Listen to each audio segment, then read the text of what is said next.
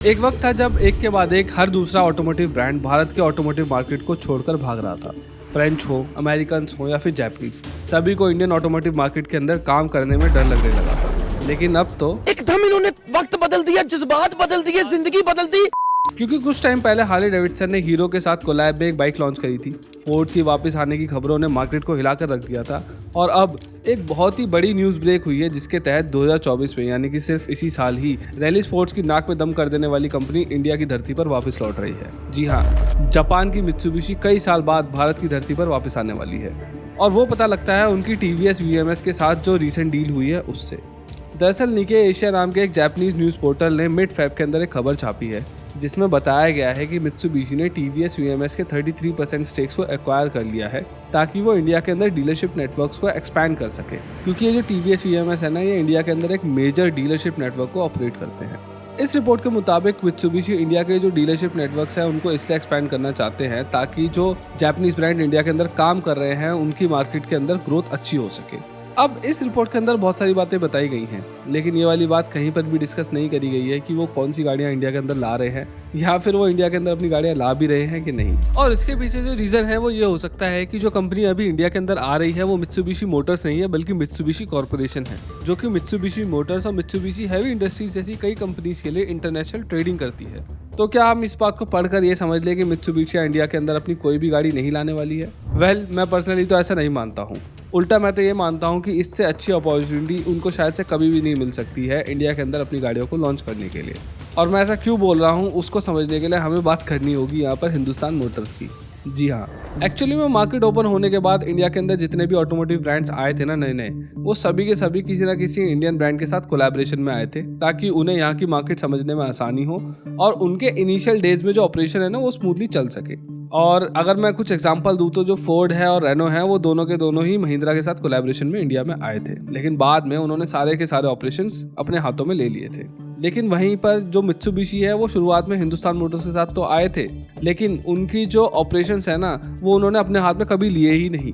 बल्कि 1998 में आने के बाद से लेकर 2016 तक, जब तक मित्सुबिशी ने अपने इंडिया के अंदर मेजर ऑपरेशंस बंद नहीं कर दिए थे, तब तक सारे के सारे ऑपरेशंस हिंदुस्तान मोटर्स के हाथ में ही थे मित्सुबिशी के।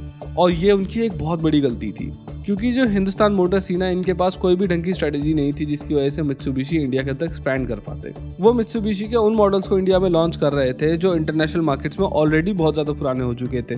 प्रोडक्शन के खर्चे से बचने के लिए और अपनी मुसीबत टालने के लिए वो इंडियन मार्केट में कई कार्स को सीबीयू इंपोर्ट करवाया करते थे, जैसे कि आउटलैंडर, मोंटेरो और यहाँ तक कि इनिशियल जो पजेरो आती थी वो भी सीबीयू राउट से इंडिया में आई थी।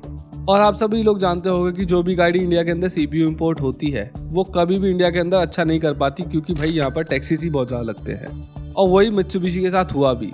और फिर मित्सुबिशी कोई जर्मन लग्जरी कार ब्रांड तो है नहीं जो लोग इनकी कार्स को एक्स्ट्रा प्रीमियम देकर खरीदते, तो इसीलिए मित्सुबिशी की कई कार्स की जो सेल्स थी ना इंडिया में वो इतनी ज़्यादा कम हो गई थी कि आप इनको उंगलियों पर गिन सकते थे।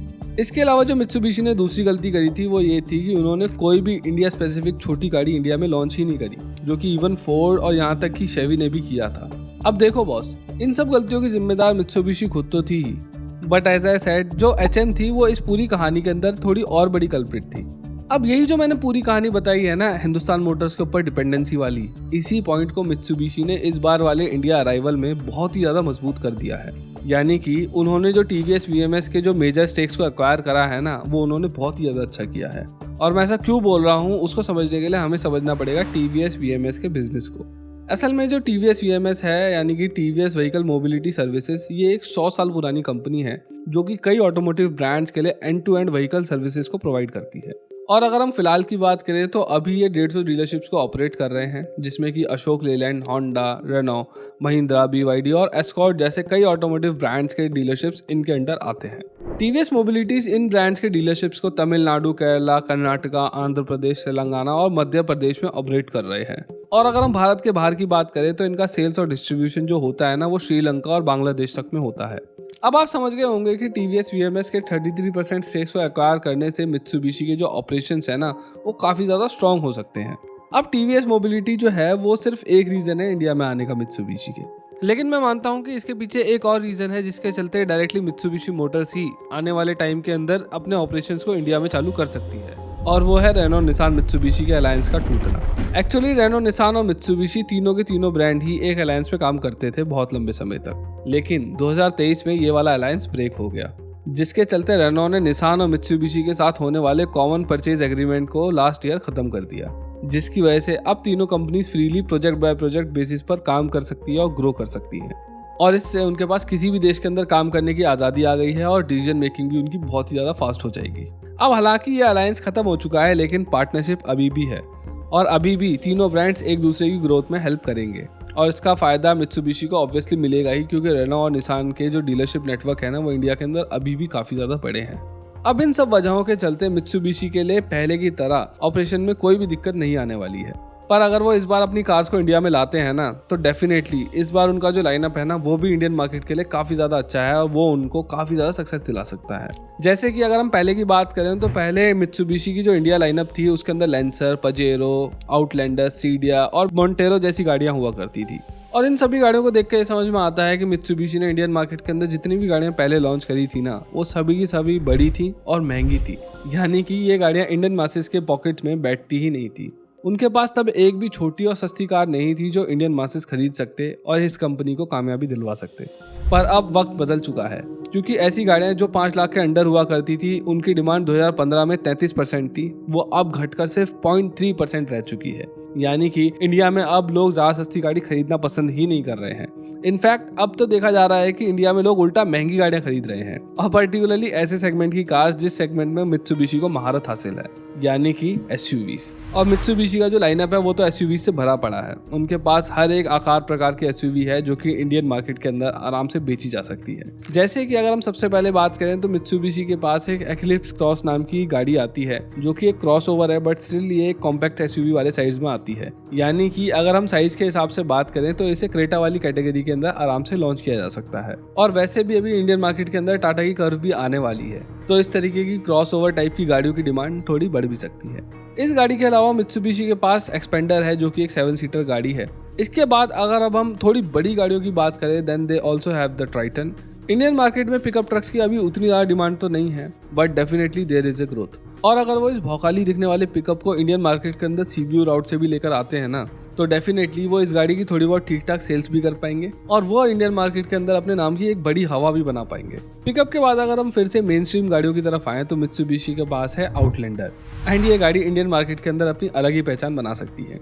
हाँ, ये गाड़ी दिखने में ठीक है, लेकिन जो इसका सबसे बड़ा एडवांटेज है वो है इसकी पावर ट्रेन, क्योंकि ये गाड़ी है एक प्लग इन हाइब्रिड। यानी कि अगर आप आसपास घूमने जा रहे हैं या फिर अपने डेली ऑफिस के लिए अप एंड डाउन कर रहे हैं, तो आप इस गाड़ी को ईवी ओनली मोड में यूज़ कर सकते हैं। लेकिन जैसे ही आपको एक लंबे रूट पर निकलना हो, तो ये एक ऐसी पेट्रोल कार में कन्वर्ट हो जाएगी जिसकी माइलेज बहुत ही ज़्यादा अच्छी होगी, obviously due to its hybrid system. Size के हिसाब से बात करें तो ये गाड़ी XUV 700 वाली कैटेगरी में आती है, और अगर इसे ढंग से प्राइस किया जाए तो डेफिनेटली ये मार्केट खराब कर सकती है बहुत सारी गाड़ियों की।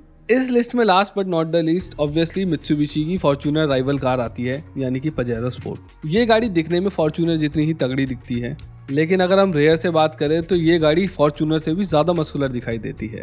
तो ये गाड़ी डेफिनेटली इंडियंस की पावरफुल दिखने की भूख को आराम से शांत कर सकती है। तो आप लोग देख ही पा रहे होंगे कि मित्सुबिशी के लाइनअप में कितनी सारी बढ़िया बढ़िया गाड़ियां हैं जो इंडियन मार्केट में आराम से फिट हो सकती है। और अगर ये गाड़ियां भारत की धरती पर आती हैं, then definitely Indian petrol heads के लिए पेंडोरा बॉक्स खुल जाएगा। तो इस वीडियो में बस इतना ही। अगर आपको ये वीडियो पसंद आई तो please consider subscribing to our channel. इस वीडियो को लाइक करिए, शेयर करिए, और जाते जाते कमेंट सेक्शन में ये भी बताते हुए जाइए कि आपको पर्सनली मित्सुबिशी की कौन सी कार ज़्यादा पसंद है। और हाँ, मेरे इंस्टाग्राम अकाउंट को भी फॉलो करो, क्योंकि आने वाले टाइम में आपको ज़्यादातर जो अपडेट्स हैं वो वहीं पर मिला करेंगे, और मैं वहाँ पर काफ़ी सारी रील्स भी डाल रहा हूँ, तो डेफिनेटली आप उसको भी चेकआउट करिए। Thank you.